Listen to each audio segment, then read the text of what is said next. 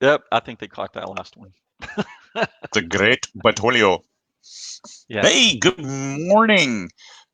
Some technical problems. The internet here sucks as bad as mine. So anyway, we have we have It's Tuesday. Yeah, it's Tuesday all day, and I'm coming to you live from Mom's basement. So yes, I'm in town at Mom's basement, and there will be fresh chili later as soon as this podcast is done. Chili jealous, homemade. jealous, jealous, jealous, jealous, Where are you jealous, coming to jealous. us from, Michael? Coming to you from Henderson, so just 25 minutes from the strip. Um,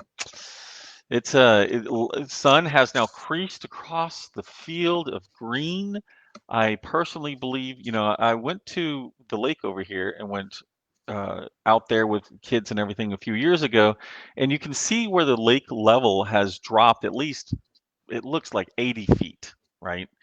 And so Oh over my God. time, and I'm pretty sure now that most of that 80 feet of droppage has been placed in Henderson to make it so green. It is a luscious, luscious area that looks like Orange County if you just pretend there's some sort of ocean on the other side of the hill. Okay. It's gorgeous. Gorgeous morning. I wouldn't step, well, okay, it's actually probably not too bad from a temperature direction. It is, I don't know if you use iPad, but the new operating system's glorious, 78 degrees. 78. Not bad. That's a Yeah. little more than twice our temperature here. It's 34 degrees here in town. And of course, I'm wearing shorts. The So, information I did not need to know. That visual was not necessary, Mr. no, Martell. no, no. Cami shorts. Camouflage shorts. Yeah, I got that. No, I was quite aware Not, that they were proper not like shorts. underwear shorts, which is usually my euphemism, but Yes, yes. Yeah, in your own house, we now have to completely worry about it, which for you. But assuming that you're yeah, not, yeah. at your house, and the quick answer for Elaine is I'm And not in the condo, and yes, the intention is to not go back to the condo, um, if I can. My office now is approximately 50 to 80% bigger than the other office I was using. So nice, much nicer. yeah, Maybe not two and a bad half at all. times. Not well, and you couldn't really enjoy that view because when the sun shone in, it was so damn hot Yeah, that for you had three to keep your months. curtains closed anyway. Yeah, yeah, for Yeah, 3 months, and I'm not a big person or for my privacy, I don't like necessarily keeping my shades open at night because it's so easy to see in. So I would close them at night for that reason. No, Brian's a great yeah. and fantastic guy, but we actually didn't see each other very much. I actually, one time I called out to Brian. He was doing one of his walks at about 10 p.m. at night, and I called out to him, but he had headphones on, so he never heard me as he just walked on by. But I probably talked to Brian 5 times when he only lived four floors beneath me, so didn't But have many. we have the big Bali's adventure coming in 3 weeks, where we're going to go Hmm. visit and do the walkthrough and set ourselves up for 2021, 2022. And I was in touch with the catering manager for Bali's and for Caesars last night. So we'll get a full tour on the 15th and then a second tour on the 19th to follow up because I'm sure we'll think of questions after we go through the first time to make sure that we are set up as good as possible for 2021, 2022, and that it's a seamless transition from this year's non-show to next year's show on the strip. And I noticed in the Vegas Raiders game last night, Caesars is a huge sponsor, and they kept showing Caesars properties, and there was Bali's front and center all the time. And I'm like, this is cool. We're going to be there. 20 Books Vegas, Bali's. That's right. When you first said Bali's, I missed the S. And so I'm thinking, why are we talking about Bali? That was like a year and a half ago. Yeah, yeah. Oh yeah, how did I sleep last night? I think 4 hours, 3.5 hours. So yes, not good. Here we are because I slept too much yesterday. I took a 3 hour nap, and actually felt pretty good through the afternoon yesterday. So I'm doing pretty well physically wise. As soon as I get my CPAP, we'll figure it out between now and then. And today, Michael and I wanted to talk about setting expectations. Well, neither of us knows what that really means, so I just threw it out there. And Michael said, "Navel gazing," and I just say, "We're not going to gaze at oranges." So, setting expectations. You have multiple expectations. You have ones for yourself. You have ones for your publications, and then most importantly, you have the ones for your readers. And this is one that Michael did really well with the start of the Curtherian Gambit and Bethany Ann, and he said, "Hey, here's a book a month for X amount of time," and then so on. And initially, it was the first week we're going to do 99 cents for that release. So he set those expectations. The change from releasing at 99 cents and keeping it that way for a week to we're releasing at full price and we'll give you 99 cents in a week for a fan pricing for those who want to buy the book. Just because changing prices, Michael publishes more than one book a month, so there's that price changing thing, which is an administrative burden. So changing that, it took months. It took months to get all the readers on board with we're not launching at 99 cents anymore. Yeah, it really was an interesting. I mean, that those conversations you and I had way back then about that. So we would release at 99 cents and then put it back to something else the next day. And one of the things that it helped is it would push those books huge up the list, right? They'd come out of the gate number one, and Yeah. which was fun. It was an ego boost, quite frankly. What it wasn't was a bank account boost. And so Yeah. everybody who would be wanting the book right away would hit it at 99 cents, whether they were willing to pay $5. It really didn't matter. But as we started producing more and more books, and then we decided that we were going to ramp up to 400 books in a year for 2019, we quickly realized that was going to be a problem. We could not release. And so we ended up deciding that Saturdays would be a 99-cent day, and that every book that was released up into including, I think, Thursdays. Fridays, we couldn't confirm that we could get it changed in time. So we started that process. If the book's released anywhere from Saturday all the way down to Thursday, then the next Saturday it would be at 99 cents. Otherwise, any books released Friday went the whole week before they got turned. And so far, And to your setting point, those yeah, go ahead. setting those expectations with the readers. And this is one of those things when you set yourself up. I know there are some people who say, I will put a book on sale next year, but it's going to be full price for a full year. And this is how you train your readers. You train them.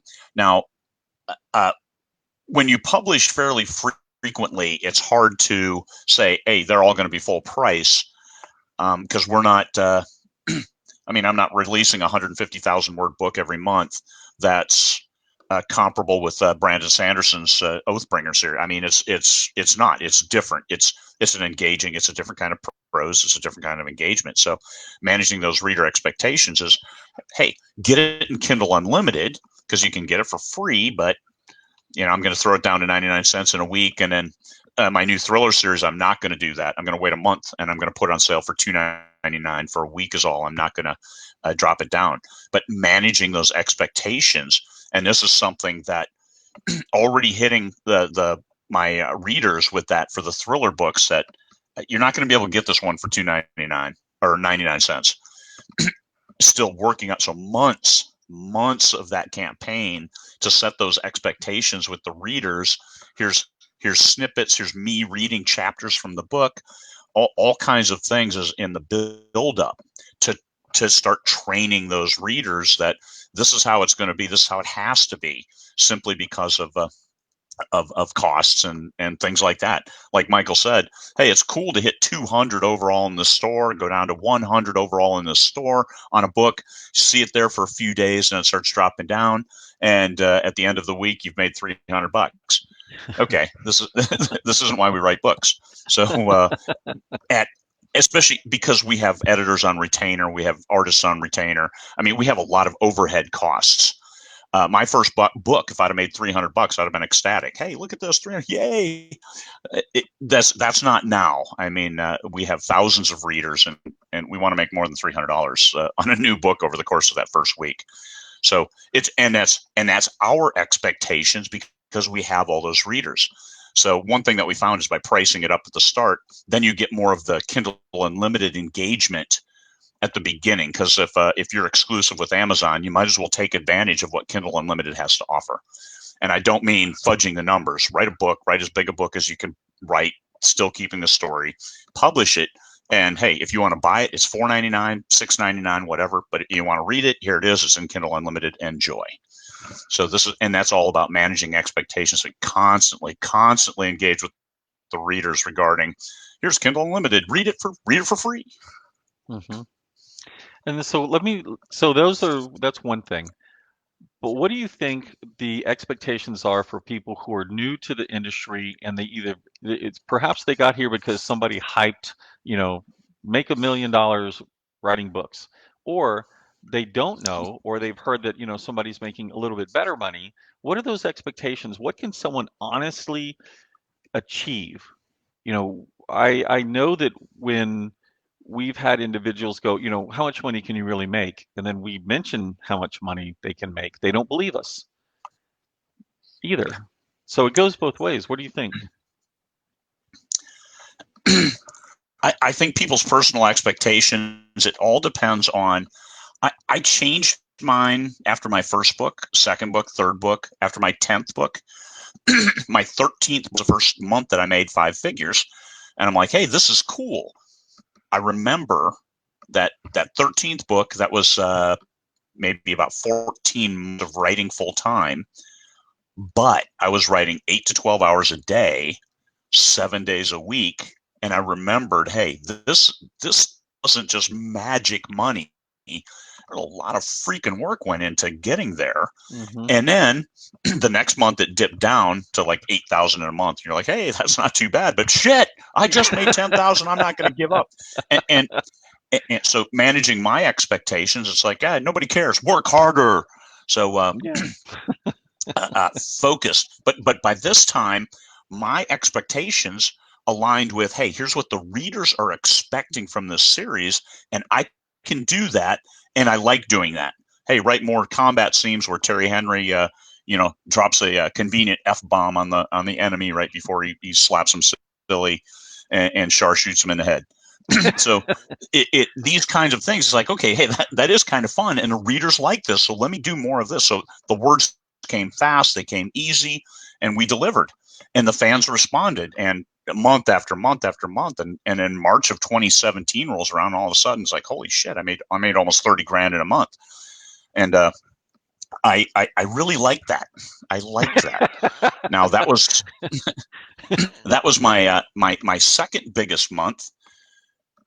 And March 2017, I'm like, okay, I've been chasing it ever since, but now I've managed my expectations where here's what I'm going to do. I've published over 100 books. I've written personally 65 books, as I just counted them up a couple days ago. And Are you like I've hit Scrooge the point McDuck? where Are you swimming in your books? this is no, but this is all the books I'm going to write. I'm not going to. I have hit max density when it comes to working hard. So it's like, no, we're going to work a little smarter now and leverage in. And that's why which I have the first 2 thrillers done. It's just the first one doesn't get published till November, so the money train doesn't roll in until 2021 on 2 books that I wrote this year. And that's a little painful. Actually, I'm going to write 5 books this year that don't publish until 2021. So that we're riding the box sets, baby, riding those box sets until the next year. Well, that's a really good question, Craig. So, you've released one book like a month ago, right, over here with LMBPN, but you've Yeah. also got your own books. But from an income standpoint, what do you think your percentage of income, and if you could give us some general knowledge, because once again, expectations, you're managing the expectations of what your income is doing, but because you put all of this effort, and it doesn't have to be, by the way, 60 personal books. It might be 17. It depends on, or two. It depends on Yeah. what genre you're in, how did you hit that genre? I mean, we've had individuals, I can remember her face, but I can't think of her name, but she was at 20 books with one romance a year. Do you remember Yeah, you that's put, Jamie Albright. thank you, Jamie Albright, but she was doing, I want to say 50 grand a year on one or a couple of three books or something like that. I mean, so there was expectations on that, but Yeah. from your backlist, what are you accomplishing? From my backlist right now, my newest books, Adverse Possession is rocking it, and it brought all the backlist up, books 1 through 9 in that series. It brought it up, but my backlist is probably accounting for, God, I want to say 80% of my income. Hmm. And four list the newer books, which are probably just books within, let's say, within the last 3 months is all, they're accounting for that other 20%, and they'll continue to count going forward because of what Overwhelming Force was 135,000 words, and that's bringing home some serious KU bacon, baby. Yeah. So because we like bacon. Yes, yeah, we do actually love bacon quite a bit. Good morning, everyone who says hello from the Facebook users. We just don't actually know who you are. So um, there you go. Yeah, I got a note here on my B Live says that it changed how they interface with Facebook. So I think Elaine is the only one we're seeing. Everybody else is just Facebook user Oh, that at sucks. present. So they keep Okay. changing their interfaces. So one of the But setting things, expectations for, yeah, go ahead, Michael. I'm well, I sorry. was going to say, one of the things I wanted to do though is kind of lay the groundwork that, yeah, you know what, you can do a lot of work and get nothing. I mean, that is that's the worst. You put your time, effort, but also you can get six figures a month. And we have plenty of people that we can point to who are making six figures a month, and it depends on what genre. There are fewer six figures a month in the sci-fi genre than you'll find in the romance genre. And there are individuals who are doing four different pen names. So any of those pen names are not making four figures a month, but if you look at the aggregate of what they're doing, they're making four figures a month. So you really can't, because I remember this happening, back in the 2016, 17 timeframe, when people would be trying to find out, who is making this much money. They can't be making this much money. And we would be like, you realize you have no idea how many accounts they really have, don't you?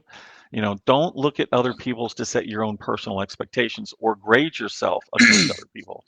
So that was all, Greg. I mean, you see them as goals. Hey, I would like to do that. I would like to, and that's fine. But you have to temper your own expectations for one, how hard you could access 100% of them and still not make. What in the Are world we was still that? live? I It don't just know. acted like it started again. Um, Yeah.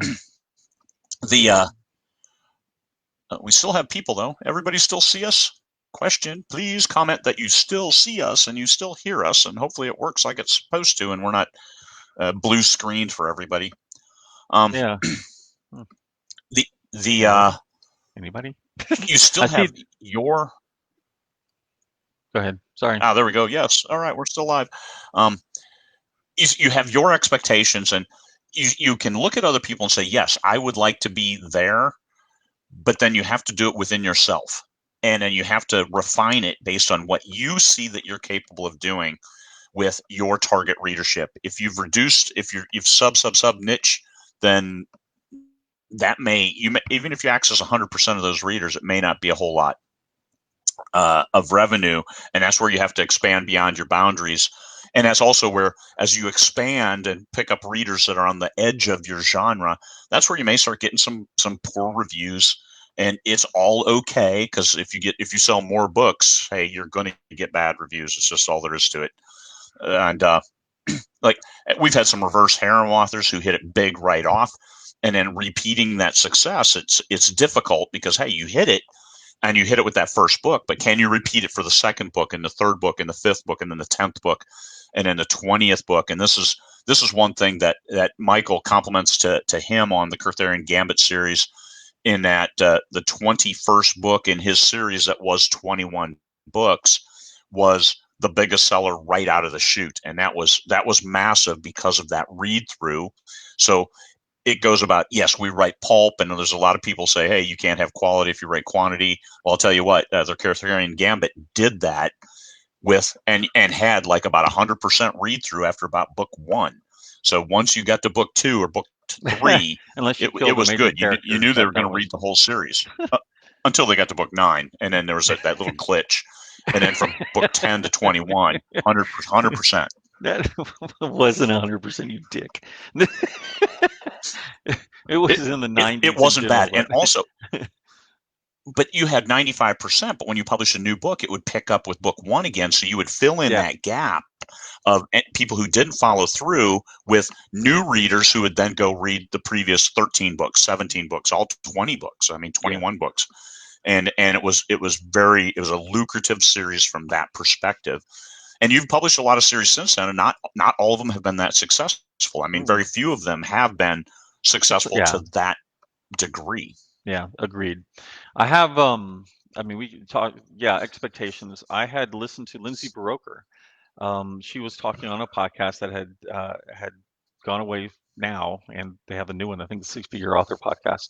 But she was mentioning one time about how she had multiple entry points into her series. And so I had to figure out what was I going to do? What was I going to do post Arthurian Gambit? And this is probably book 13, I think, when I was, starting to worry about this and try to figure it out. And that's when I created the concept, which became Orceran. What am I going to do next? And so, it was a year. Actually, Martha Carr had a series, The Lyra Chronicles, out a whole year before the premise of, how I created Warrior Saren and that concept, that series, Mr. Brownstone, came out.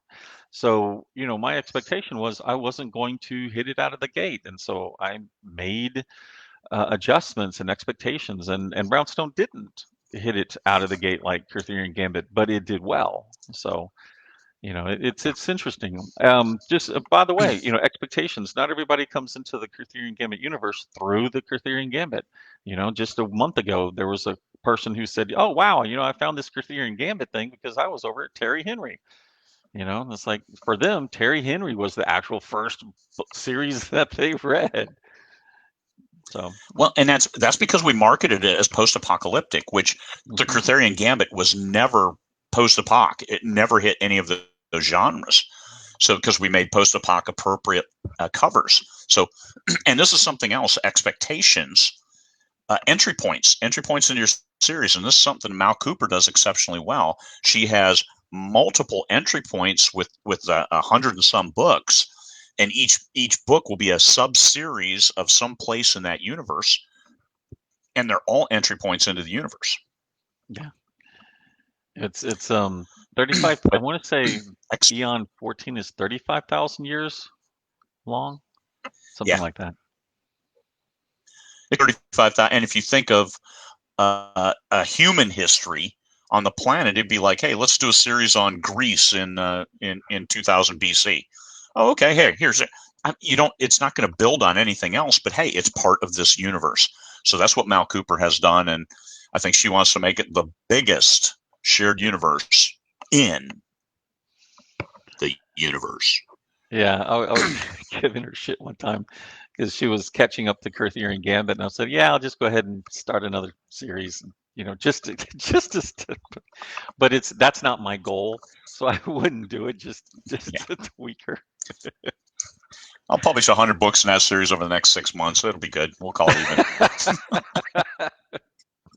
Did you, I hope this gets. I hope this. I don't know if I want this to get back to Mal, but it would be kind of like, hey, I know you're 20 books ahead of me, but I went ahead and scheduled a 50 of them, so we're gonna, hurry up.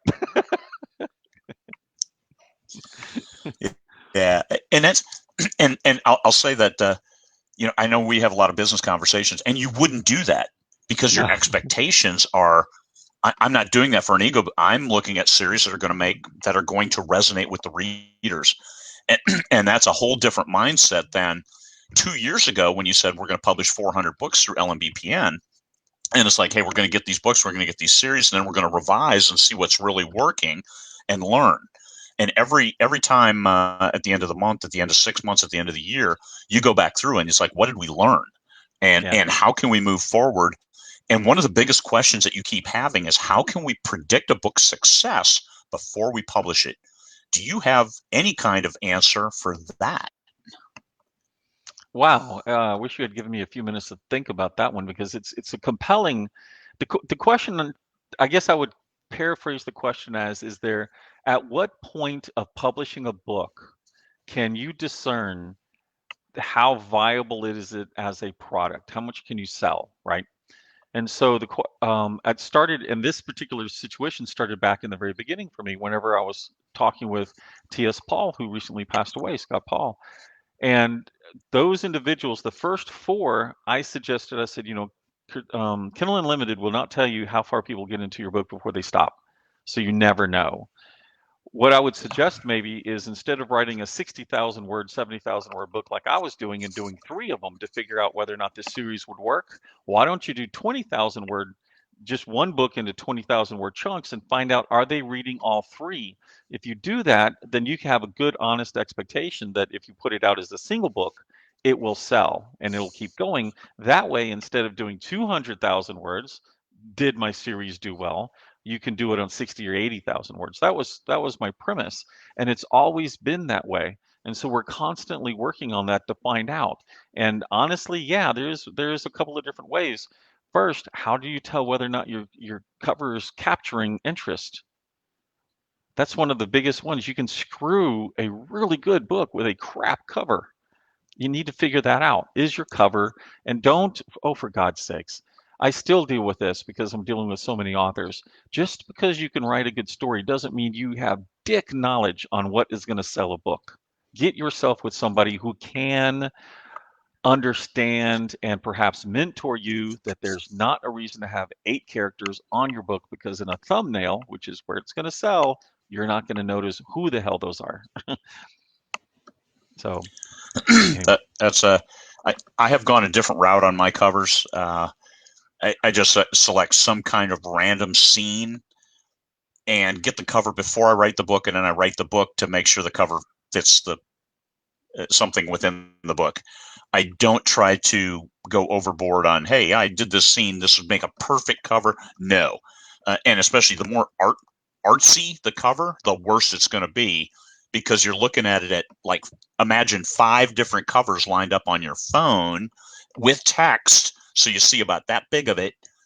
Is it going to compel them to then read further and click on read more on that Yeah. blurb, which then they can only see about the first sentence? So all of that together, I mean, I've seen some super complicated covers that you zoom in and they are awesome. You zoom out and it's just a black blob. You're hurting yourself. You're handicapping yourself moving forward. So expectations. The expectation also is that you don't know it all. I don't know it all. I don't want to say we, we, you. we're a drinking I game. don't. And Expectation, take a drink. so get help where help is required. Run it through, and for me, it's my insider team. I have 4 beta readers, 2 men, 2 women, different age groups, different nationalities, and I'll run my books. I run all my books through them, and all my stories, and usually I hit it 10,000 words, 30,000 words, or halfway, and they look and say, yes, you're on track. No, you're on track. Yes, oh, I can't wait to read more. And that's what I'm looking for. And they're like, hey, I got some questions. Okay, hey, ask your questions because you're not going to be the only ones. And that's how I can understand that the book has a certain minimum viability. And for me, minimum viability is a couple grand in the first month that it gets published. So that's what I'm looking for in revenue for that book, because then that covers all of my costs, the cost of the cover and the editing, and anything else like manipulations to make advertisements and stuff like that, some overhead. So that's my minimum on a book that to make to keep moving forward as an author. You have to keep deducting my expenses. I need to make more than I'm spending. So this is I got to make money at this, and that's something that what 20 books of 50K is about. It's a lousy retirement plan if you just always break even. So I don't think I ever thought about saying, here's a lousy retirement plan. yeah, But one of yeah, the things that yeah. Go I ahead. do have an expectation that my books, even if they're only a few dollars a month, I expect the books that are in our company to be providing income years from now.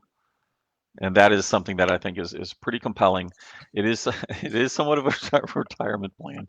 But one of the things that the new normal is, especially for publishing companies, is the understanding that, and Dean, by the way, Dean Wesley Smith, Chris Catherine Rush. I think Chris pushes it more than Dean does, but I don't honestly know their history well enough. But it's that whatever you write is now an ongoing income stream, whether or not it's because you've got it in Kindle Unlimited, you've done it wide, you're starting to use it in other translations. Other people are reaching out to you to do it into translations. You're selling the audio rights. You are just all of the different ways that you have in order to be able to sell this over and over again. I believe last year at 20 Books, there was a big thing related to pins, or not, yeah, well, just stuff more than anything. But I think it was pins or something. But you're selling additional products based on things that are inside. And let's say that you have a space opera, and you've got the good guys and the bad guys, and you make up pins for people who represent both sides. You're able to sell additional stuff. And I've talked to a few other authors, one of which has a fantastic service and product line of what she's doing, all related around her stories and your ability to do authors. So your expectations of what you can accomplish into the future, take a drink, is quite wide actually. And the ability to accomplish it is going to be changing. The ability for us to use artificial voices to read our books is getting close. You can't do it on Amazon. You can't use this technology. They require you to have a human being read your stories. But if you wanted to, you could probably use it in such a way and then sell advertising on YouTube. Plug it on YouTube, sell advertising, make a few pennies. Multiple revenue streams is important, especially if you're talking retirement plan. But so that's managing your expectations. But Take a drink. you can improve your odds. You can improve your odds in achieving your goals if you learn. If you every time you publish, every time you're getting ready to publish, take those lessons and move them forward, and take more notes and fill in your checklists as you move forward. That's the only way you're going to keep improving. And this is I look at people who have been successful in their first book, and they have real problems going into the second and third book because they don't know what they did, and they have a hard time replicating it. I know exactly what I did on those first 13 books to finally realize some success. And I tell you what, it's the engagement with the readers, understanding what they want. Like Yelena Johnson, when she jumped into cowboy romance, she said she didn't just read the genre; she read every single book there was before she jumped in. And so she took notes. And guess who killed it when they went into cowboy romance and continues to kill it? So That's a understand. And this is the part of your personal education, that you're not just going to write something and throw it out there, but you can write something intelligently that you like to write. It could very well resonate to your benefit. Hey, there's a question that says, don't they have services that you can compare covers view with their subscribers? And the short answer is, I don't know who it is, but I would think that maybe there is one. Well, you can do A/B tests on Facebook. You can also do as far as a separate service for those covers. If there I don't is, have the answer to that. somebody, yeah, just drop it into the notes and we can share that. But I don't know who it is. I guess if I was going to do it, I would actually create Facebook ads and I would put, I would do a pre-order because they have to go somewhere. Or you could always just put it to your own webpage, just put it here and say, hey, here's a gift and thank you very much. And, sign my email for whenever this book goes live type of thing. But that would be another way to do it. Indeed, indeed. Yeah. When you have readers, and even if you don't have very many readers, still your first readers are going to be your most engaged, because they're the first ones came on board. Hey, I've got one book, and they read it and they joined you and said, hey, I like this. That embrace them, hold them close, and you'll see what you get from them, because they're the ones, especially if they're in your genre. And it's most importantly, don't just snag readers. Don't just do massive book funnels or story origins to get as many readers as possible. You want your readers. You want readers in your genre. So that's important. So manage your expectations of what your genre is. And that's it. Everybody hit the floor. I At least don't think at least it's 6:45 in the morning here, so the only thing people are drinking up here is coffee. great. All of our listeners are wired. We'll do them at 7 in the evening, and everybody get bombed. Sorry, folks. This is it's humoring me thinking about, every time that we've set expectations that you have to take a drink, you're sloshed. Yeah, and we're sloshed. I've actually only done one live stream, and that I was drinking on, and that was with that Mark Leslie Lefebvre. I mean, of all people, it was his fault. I blame him, I was talking because to we him did a yesterday. live whiskey tasting. It was really weird, and Great. yeah, with a real pro. But we drank whiskey online, and one of mine was kind of nasty. Choked it down like a champion. Because if you're But sitting there drinking with Mark, you have to do it. It's the only thing to do. it's take it like a man, drink it. The managing your reader expectations. What are some other things you do to manage your reader expectations, especially regarding upcoming books? I'm sorry, I was reading Elaine's question. I actually have an answer for her on that one. But on Oh, upcoming that's books, I probably think, the next book she's writing for LMBPN for you. That she's panicking. yeah, yeah. The short answer is you find out that even if you write under duress, you find out that after the end of that book, you can't really honestly find out which part of it was that you were doing this in. Your writing doesn't change just because of that. It sounds honestly like you just prefer to be chaotic and you don't want to grow up, Elaine. I'm gonna get such shit for that in the Slack. Grow up, Elaine. Put your butt in seat. That is what is how you stay off of Facebook, butt in seat, and just write. And then you get in Write your it. mode. Right. Write it. You're naturally funny all the time. You're just as funny on Facebook. So it's Yes. just butt in seat and writing book. Let it flow. Let it flow. So All right. So here we expectations are. going into the future. Drink. Uh, I'm gonna get off. I've got to get off of that. It's like what is it? A Pavlovian dog thing. I hear the word. I have to say drink. Um, I'm it, thirsty all of time. a sudden. Yeah, it's time. When are they going to get the next book? You need to set that expectations, and even if that expectation is once every 3 months, they'll be fine. Don't set an expectation for once every 6 weeks just because that's what you heard others who did it that were successful. Set it to what you can accomplish and you can guarantee. And it's no different than what happens in podcasts. They tell you that all of the time. Don't do 3 podcasts every 3 days and then do one 2 weeks later. No, if you're going to do 4 of them, then space them out once a week so that you can do a weekly one on week 5, week 6, week 7. Always set the expectations so that they understand it. Yeah. And that's what under promise and over deliver. So, promise a book every 3 months if you think you can do it in 6 weeks to 2 months. And that gives yourself a lot of slack, because your readers will not cut you any if you promise what you can't deliver. Elaine, I feel so seen. I That feel woman. called out. What are you going to do, Elaine? You put it here with 2 of us who work with you every damn day. Every day. Yeah. There it is. You put it out there. We didn't want to Yeah, talk about it, yeah, but we it did. had to be talked about. When we say, ask questions, I'm going to put this one on you. It seemed it You, was like her you, expectation that yes, you started this by going to Bali. You set this up a long time ago. pick FU. That's got to be a Yes, setup. it's got to Pick be. F. Pickfu.com for the resource Uh, all right, we're gonna do one of those reaction videos where I actually go to this place. pickfu.com. Split testing. What? Unleash the power of Don't instant do it. Don't do market it, man. feedback on your business decisions starting at only $50. How does it work? Wait, hold on.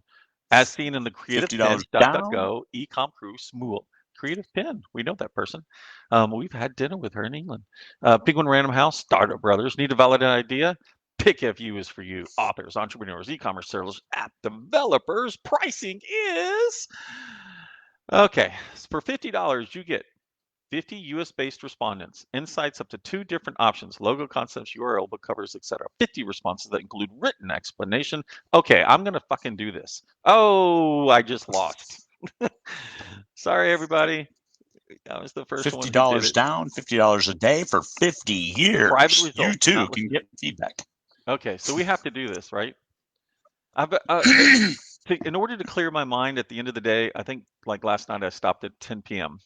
So just to give you an expectations, if you want this, if success is one of your expectations, expect to work your ass off. So, just as a note, I was still I got up and was working 6:30 yesterday till 10 p.m. So yeah, I still have very long days at times.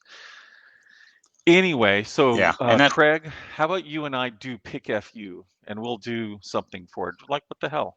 We'll do. Oh, that's where I was talking about. So at the end of the day, I'm here watching reaction videos to people reacting to, in this case, Eminem. Um, oh, and jeez. yeah, it's funny. I like it. It's just one of those things. Um, so let's do a pick FU reaction. Like we're gonna go play with it and do it another future episode. Okay, okay. Pay your $50 and get your well, because you have some good choices on cover, so it might be good and better kind of choices. Not a really not throw them a bone with here's a bad one, here's a good one. Of course, people are going to say here's the good one. Oh my God, can we do that? Can we do 2 bad ones? We're going to just 2 bad ones. How about that? Well, they say that we'll get including written explanations from respondents, and if we know that these covers suck, and we just out loud, it's like, by the way, here's how horrible your cover is, but let me couch it in a nice way. Here's the best response of how bad your covers are. Yeah, exactly. Then we would trust them. We would trust the hell out of that. Yeah, but $50, 50 people with written explanations, that seems like a solid price. So Yeah, whoever, thank you very yeah. much for putting that up. I think that I think we'll use it and we'll talk about it. They do say that it's what is it? Private results not listed in our poll gallery or indexed by search engines. Excellent. Oh, you can upgrade respondents 50, 100, 200, even $500. It's $1 per person. Targeting wide variety of targeted options so you can reach your defined audience. For every Okay, good. characteristic, behavior, or preference you add, your price will increase about 40 cents per respondent. That can get expensive quickly. Yeah. So they have open-ended, head-to-head, and ranked types of polls. Also will affect your price. So wow, this can get expensive quickly. Huh. Interesting. As long as they're targeted, as long as that, if you're talking paranormal, if you're talking science fiction, make sure that that's what you get, not somebody who just says, "Hey, I look at book covers." Yeah. So if you want a fiction reader, it's going to be $70. If you want a fiction reader between, let's say, 25 to 34 and 35 to 44, your cost is now $120 for 50 people. So you're starting to get to a price to where well, we'll do it. We'll we'll spend a ludicrous amount of money playing with this. We'll try not to. Let's not do that. Ludicrous speed. Well, anything less than $100, we're okay with. Uh, but the most important thing you can do is you just manage yourself. I think that is the best reduction to your stress. And if you go into this, if you have not written your first book yet, and you are expecting to make 100 grand a year, I would say you might want to refine that a bit until you have a few books under your belt to show that one, you can write a book, and two, that you can write a book that people are willing to pay for, and then you can do that again. So there's a lot of steps here to realize that, okay, now we can set a monetary goal. Yeah. I would actually say don't set any monetary goals because that's out of your control. Set your expectations for what's in your control, which is actually writing the damn book in the first place. So Mhm. write the book, learn, write a better book, and then write an even better book that keeps your readers entertained and engaged, and that they're willing to throw down a 5 spot for, or whatever your price is, and keep moving forward. And then all of a sudden, 20 books later, you got a retirement plan. And passive income. What is your expectation regarding passive income? If you said, I am retiring, I'm done doing beats, I've got 600, 800 books done. What is your expectation regarding their value with no new releases?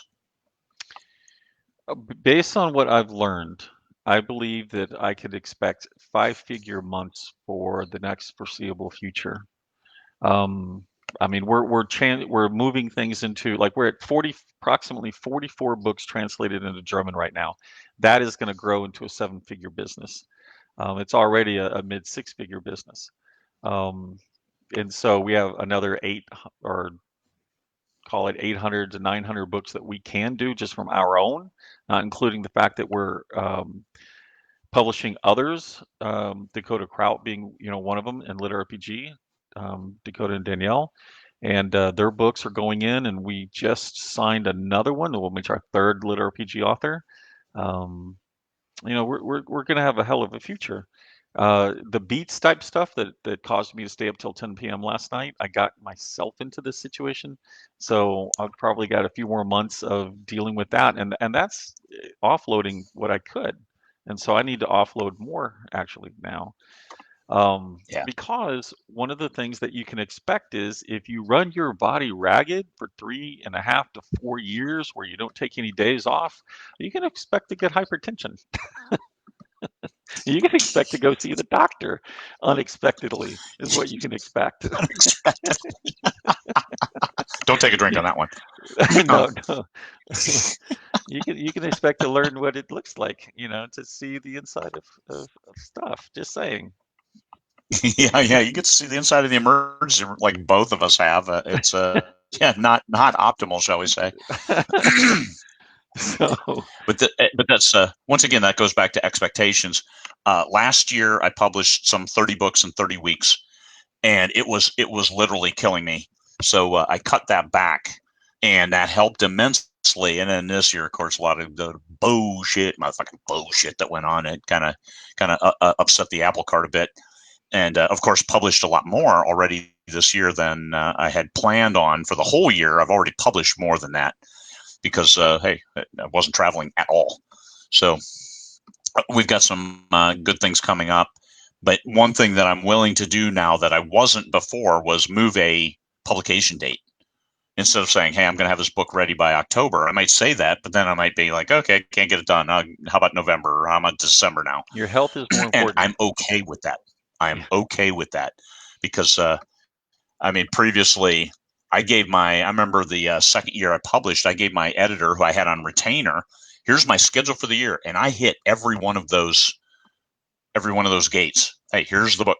Here's the book. I promise. Here's the book. And here's the length. I'd tell her the length and like 13, 15 consecutive books I delivered on the day that I said I would over that time. And I wouldn't miss a deadline. And now it's just like, I'm not going to set a deadline here. I'm shooting to have it done here. So that has helped immensely in regards to taking some pressure off myself. But then again, I have extra projects now too because of all this extra time. And the individual who mentioned that they do one epic, that's absolutely true. Depending on genre, it's certainly depending on writing speed, regardless of genre, Yeah. but depending on genre, that's what's going on. And epic fantasy is one of the genres I talk to people about when I have one-on-ones about, hey, if you go into that, you're good for minimum of 3 months, but 6 months, nine, even a year perhaps. That's the one Yeah. genre of, wow, they know what it means to wait because hell, they get George R. R. Martin. And that dude is Yeah. years between books. So if you're doing one a year, you're good. Yeah. Yeah, as long as you squeeze in an HBO miniseries in between there, hey, you can go 9 years without publishing a new book and be perfectly good. But Vera Nazarian does that. She publishes a book every 1 to 2 years, and it's 350,000 words. I mean, these are mammoth books, and she's making a full-time income off that. The Atlantis Grail, look at that. So it's a 5-book series at present. I think she has one more book to do in it, and that is continually working for her because she has great engagement with her fans, and they're absolutely massive books. So it's the story people want to hear. I mean, we're talking like 200 chapters, 300 chapters. Whew. Yeah, no, Wow. no. Of course, I say that, and Terry Henry Walton, we published 10 books in 9 months, and it was 750,000 words. So, I mean, what's But that was back yeah, when, you've hit your deadlines. that was back when I hit my deadlines. Yeah, I'm not the slacker that I am today. We've But matured the, into but the slackers. expectations have changed, and now I have a much better and refined ability to know that I'm going to make X amount of money on this next book. So it gives me the opportunity to plug some anthologies. We actually have 3 anthologies going for 20 books: sweet romance, steamy romance, and thrillers. So those that will publish. Yeah, I know what you're saying. I'm publishing them. The sweet romance, we don't have the cover yet, but it's coming soon. Steamy romance, I don't want to look at it, but I think I'm going to have to since I have to publish it. So I'll have to look at the cover. It's going to be a hairy man chest cover. I don't think hairy chests are in. Nobody correct me on this because I don't want to know. So yeah, I'm going to have to do that. Absolutely correct And them. no, oh no, they should be well shaven and toned and tanned and yeah, bronze and glistening and I don't know, moist. I don't know what the words are. It's steamy. I have no clue. Appropriately so. I'm not Amish, but close. Um, but I Prudish. like electronics too much. I like electronics way too much. Yeah, exactly. The so you have multiple expectations that you need to manage. You need to manage yourself first and foremost, and so you need to find what your limitations are, and hopefully before you have a complete mental breakdown, because you don't want to use that. um, you don't want to use that as a measure of, oh hey, I went too far. No, no. As you're getting close, draw back. So your expectations, your business expectations, but understand what's in your control. I'm Never sorry. use the word moist, choking, Please, no hairy. hairy chests. What the No hell? hairy What's wrong with you rippling. people? What is wrong with you No, people? wait a minute. Why can't we have the slovenly guy on there? I mean, that's only fair play. This is BS, I'm saying. I heard that. I heard that on the radio down here this morning. 82% of women prefer men with a dad bod. What? I'm high. Yes. And No. 62%, something like 2 out of 3, say the dad bod is sexy. Heard that on the radio this morning on the Oh, rock station, so it must be true. all right. So that would be really awesome if there were any romance authors who would be willing to change out all of their covers to dad bod covers just for a week and see what would happen. How to destroy how to destroy your career in 1 week. Can you imagine what would happen to all of the models? Hey, I need you to drink a 6 pack of beer for the next 3 weeks, and then we'll take some pictures. Oh my gosh, totally trending. Never. Hey, This if you got a particular. dad bod and you're doing the dishes and teaching the children how to do the dishes with you, I'm thinking you're going to get some. So anyway, that was just my expectation. The I'll take the kids. The famous last. Hey, you can have any kind of bod. You say I'll take the kids for the day. Yeah. You win. Yes. Yes. Pick FU do dad bod covers with pick FU. Oh, that is One with a really sexy male cover and one of them with the dad bod. Oh Yeah, my gosh, yeah. that would be hilarious. We know some artists that might be able to come up with something for us. Oh yeah, we The could the just. the I know a lady who's in romance. You could just give us a couple of covers. We don't have to do anything. and give us a week, we can probably have a book too. Yeah, and it would probably Because we know win. people. Oh, I'd be back in romance, and oh my God, the people in my company would kill me. Expectations. Here we are. I expect it. This is going down the tube, is what I expect. Expect that we're going to go off the rails at some point during our hour-long discussion. Yeah, and it was Michael that said the F-bomb first, so just for reference. So there is an author has launched a dad bod series. I would love to know what that is. I just, yeah. Yeah, yeah. And we'll just name it Dad things bod. like "I'll take the kids," "Have a night off," Yeah, "Here's some yeah. wine." No, number one book. I'll take the kids. Yeah. Oh my That God, if that sells, I'm gonna be so pissed. the, the sexiest you can say to a woman. I'll take the kids. Yes, sexy sayings, book one. I'll take the kids. Yeah, yeah. They were on the steamy page. They were talking about for men on dating sites, showing a picture of them with a fish. They said no women in the history of womanhood has ever looked at a man holding a fish and saying, "Boy, that's sexy. I want me some of that." So you might not want to put that on your Tinder profile, just for the random people out there. Yes, I'll draw you a bath, book three. And here's your wine. Oh my God. So we know these things, but we don't do any of these things. So just understand, knowing and doing are two completely different things, almost exactly like expectations. So, And done. so work within yourself, know what you want to do, and then do it, and then refine. Be willing to adjust as you move forward. There's a lot of people who've realized some great success out there. Uh, and they moved well beyond their initial expectations. It was just like, hey, I always wanted to write a book, so I wrote a book. Some readers liked it, and hey, I thought it was okay, and I wrote another book, and then I wrote another book, and people have realized some great success. 20 books to 50K. I think when Amazon says 1,000 authors have made 100 grand or more. $100,000, I bet you I'm not even included in that because since I publish under LMBPN, they might not look at me, and my backlist, just the stuff I publish myself, doesn't quite hit that figure. It's close. So, but it's the multiple revenue streams. You look at all of them together, it makes for a pretty good life. So I'm in mom's basement, slaving off the internet.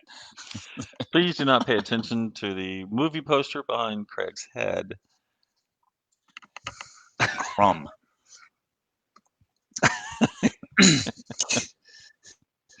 That is right over my head, isn't it? Yes, yes, that is right over. And nothing helps. Nothing helps. It's like a 3D. It's like a bad 3D image. All right. Hey, everybody. Yeah. 20 Books Vegas is canceled, just in case you hadn't gotten word. Next up, 20 Books Madrid is kind of on hold because Spain has shut down again, so we can't even contact the hotels to see, hey, could you host this event? Because there's nobody there. And hopefully they don't completely go under before the opportunity comes. Because, hey, we're going to Spain anyway for a month, assuming they let people in by then. And we'll go from there. And in 20 Books Vegas 2021, it's Bally's, and we meet with them in October. We'll try to get when they're going to open up reservations for the rooms, because we need 1,000 of our attendees to stay in Bally's. This is a very important point, because otherwise we pay a penalty. It's one room night for every room under that 1,000 that we have. So we should have about 2,000 attendees, and we need 1,000 people to stay at Bally's. And we got a pretty good price. Well, pre-COVID price right now. Hey, you can stay pretty cheap in Vegas, but post-COVID, when things open up, people start getting vaccines and they work, and the virus kind of goes away and trickles off to almost nothingness, then prices will come back up. and we'll be there. We're guaranteed. We're set. And Bolly's is sweet because they showed it repeatedly at the Raiders game. So this is an important point. Oh my God, I can't believe what this has degenerated to on Tuesday morning. It was good to see everyone who is here. I hope you got something out of this. Yeah. Thanks for coming. Thanks for listening to us, our mad ravings. But for your expectations, managing the readers is important. Maintain a dialogue. And what we learned from the general manager of SendFox when we had David Kelly on was he said the absolute best emails are as if you're sending an email to a friend, short, sweet, limited. Just hey, here's something. If you're always working on the sell or the upsell, it may not resonate as well, but do a nice personal one and use sendcheckit.com for your subject line. And that, I tell you what, that has increased my open rate by a solid 10%, Oh which yeah. is on a 10,000 person list is that's a big number. Hmm. So sendcheckit.com for checking your subject line, all kinds of good stuff. Control what is within your control. This is probably one of the most important things when it comes to expectations. Is you can't expect to make $1 million, but what you can do is you can expect a great book eventually if you keep trying to improve for that target readership. You take the feedback and you keep doing better and better. So anyway, for all those of us with dad bods out there, tell your wife, "Hey, I'll take care of the dishes today, honey," and or "Hey, I'll take the kids for the day. You draw yourself a bath and enjoy." So Bye do everyone. the right things. Do the right things, and your expectation shouldn't be that you're going to get some because of that. You can hope. I mean, there's hopes, but it's different than expectations. But so anyway, you guys have have a great day. I don't know when we'll be back. I hope to have some people lined up for Thursday for the show done from Mom's basement, and we'll keep doing those interviews. Next up, after we get off here, I'll do some 5-minute focus videos, and I'll just upload those right away because I don't know how to record here on my computer and then upload later. And why would I want to upload later when I have the internet now? So take care of that. Thanks a lot. Last words, Michael. Just, expect that there is opportunity. I still see plenty of opportunity regardless of what's going on with COVID. I see new things that are going on regardless of what is being done by the whales in our industry, the big ones. It looks like Simon and Schuster might be purchased, I think, or one of them. One of them seems to be up for sale here really soon. Just different things are going on, and it's a fantastic time to be alive. I tell you what, and Mark Dawson has it right when he says there's never been a better time to be an indie. There's opportunity abounds. Yes, Facebook ads changed. Yes, Amazon ads changed, and we're still struggling to make sure which ones resonate. There'll be more. Anyway, it's all learning process, and we'll flex a lot quicker than legacy or bigger publishing companies, and we'll move forward. Always moving forward. Bye, everyone. Peace, fellow humans.